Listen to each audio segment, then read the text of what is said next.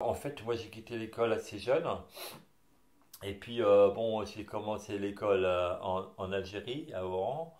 Après, il y a eu l'indépendance. Donc, pendant plusieurs mois, on a vécu dans une école désaffectée. Donc, j'étais, bon, voilà, c'était un peu. J'allais à l'école, quoi. Il fallait en faire quelque chose, quoi. Puis après, bon, après, on était à Paris. À Paris, c'était dans une autre école. C'était pas à ma place, quoi. J'apprenais rien, quoi. J'apprenais le minimum. Ouais, pour écrire et lire, quoi. Mais j'ai rien appris. J'ai j'ai pas de souvenir d'école. J'ai pas de souvenir. Mais j'en ai fait tellement d'école, des profs, et tout ça. J'aurais aimé, j'aurais aimé, l'autre jour, j'en parlais avec Brigitte, j'aurais aimé, par exemple, être en cours comment ça s'appelle, philo.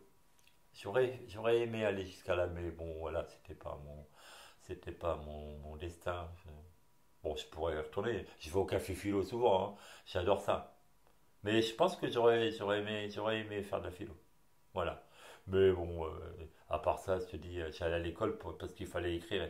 Je voulais savoir écrire et lire. Voilà, c'est tout. Mais l'algèbre, le machin, je sais même pas à quoi ça sert, hein. Voilà. J'ai rien à dire d'intéressant. Quel métier tu voulais faire quand tu étais jeune? Tu avais une idée de métier? Oh, je pense que moi j'avais pas mal mon oncle était coiffeur, donc coiffeur m'aurait plu. Bon, je pense que pompier m'aurait plu comme tous les gamins. Et j'ai fait des tas de métiers qui n'étaient pas du tout cela. J'ai fait chauffeur de taxi quand même pendant quelques années. Mon père était taxi.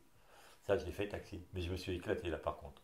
Ah ouais, là je me suis bien éclaté. Ça m'a permis entre autres, de créer un être que toi me crée. Ouais, ça m'a aidé quoi. Ça m'a, ça m'a permis ouais, de m'affirmer, voilà. C'est ce qu'on veut dire. Et qu'est-ce que tu as aimé dans ce métier-là? Parce que c'est. Ben moi, déjà, je travaillais la nuit. Je travaillais que la nuit. Donc, j'adorais partir quand les autres rentraient, aller me coucher quand ils allaient sortir, quand ils allaient au boulot. Ça, j'adorais ça, toi.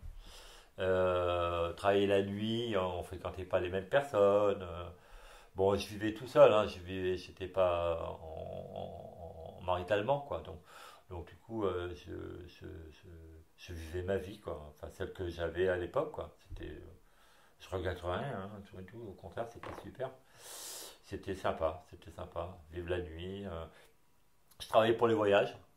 Donc, quand j'avais suffisamment d'argent, ben, je rendais la bagnole. Je prenais un billet d'avion.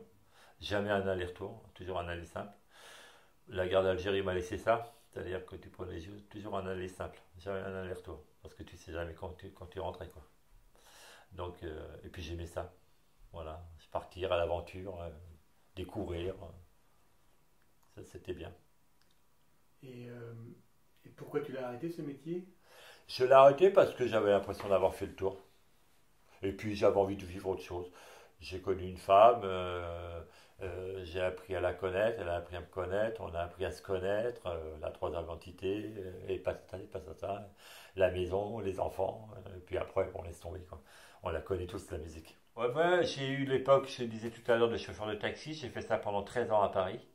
Je me suis éclaté parce que ça m'a permis de découvrir plein de choses en moi, de m'affirmer, tout ça, je travaillais la nuit, comme je te disais tout à l'heure.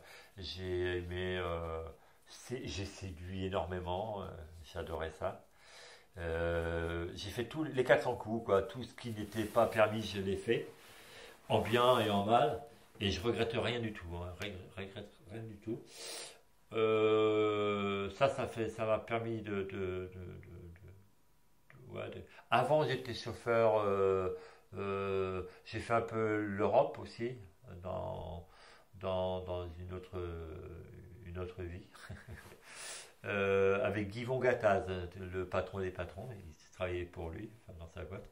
Et donc, j'ai fait pas mal d'Europe avec ce camion. C'était un camion exposition. J'ai travaillé aussi un an et demi dans un bloc opératoire. C'était brancardier. Ça, c'était sympa aussi. Enfin, sympa. Bon, c'était riche en émotions. Voilà, j'ai fait un peu les marchés aussi. Et puis les dernières années, ben, ah oui, oui, j'étais guide touristique à Paris. Pendant 2 3 ans, j'ai fait ça à mon compte et après j'ai fait ça en tant que directeur technique et commercial dans une boîte. Ensuite, ça s'est un peu mal terminé l'histoire puisque j'étais, comment on s'appelle, j'ai travaillé avec des Russes et donc il y a eu une malversation, enfin bref, voilà, ça s'est terminé un peu au ballon, on va dire. Donc j'étais mis en examen pendant 2 ans. Ils m'ont gardé en garde à vue chez le juge Courroy là, pendant 48 heures. Non, 3 jours. Personne ne savait où j'étais. On savait pas, même moi, je ne savais pas où j'étais. On était enfermé dans une piole là. On était dans Paris, mais on ne savait pas dans quel quartier, ni quel arrondissement. Même ma femme, personne ne savait où on était. Voilà, donc après je suis arrivé dans le Luberon. Cette période-là était dure pour moi parce que je me recherchais, j'avais perdu mes repères. La fondation, on parlait de formation tout à l'heure. J'avais perdu pied. Donc là, je me suis remis à la musique. Heureusement qu'il y a eu ça. Donc j'ai eu beaucoup. Ça m'a ressorti un petit peu là-dessus. Et j'ai travaillé dans la maison qu'on avait achetée, une maison dans le Luberon. Et Brigitte a commencé à faire ses stages, tout ça. Bon, j'ai commencé à beaucoup bosser à la maison. J'ai été relevé de cette, comment on appelle ça, de cette mise en examen, puisque j'avais rien à foutre là-dedans. Et donc, tout a été fait, ils ont bien vu que j'avais rien, donc ils étaient voilà, relevés. Voilà, donc j'avais le droit à tout, du coup. Et donc, mais j'étais grillé, hein, comme à Paris, j'étais grillé comme guide. J'étais un grand commercial dans Paris, hein, j'étais très très reconnu et je travaillais avec le Lido, le Moulin Rouge, le Crazy Horse, le Bateau Mouche. Je connaissais tout le monde, hein. Tout le monde me connaissait, tout. J'avais le tapis rouge qui se déroulait devant moi, enfin bref, j'avais vraiment bien. Mais bon, après c'était gris. Avec ça, Joël, il fait partie de la mafia russe, tu comprends, hein. C'est fini, quoi. Là, il y a des trucs qu'il ne faut pas dire. Donc, du coup, j'ai fini. J'ai travaillé comme, euh, comment on appelle ça? J'ai, je sais pas quel nom on pourrait dire. Bon, enfin bref, j'ai amélioré les maisons, voilà, on va dire, hein. Donc je travaillais dans les jardins, dans les piscines, dans les maisons, dans les cuisines. J'ai tapé dans tout. J'ai appris à faire les toits, les maisons, les cuisines, les salles de bain, les plomberies, l'électricité. Voilà, j'ai travaillé là-dedans jusqu'à la retraite. Quand je suis arrivé ici, j'étais à la retraite. Je suis arrivé à la retraite et puis maintenant je suis retraité. Voilà, l'histoire, en gros.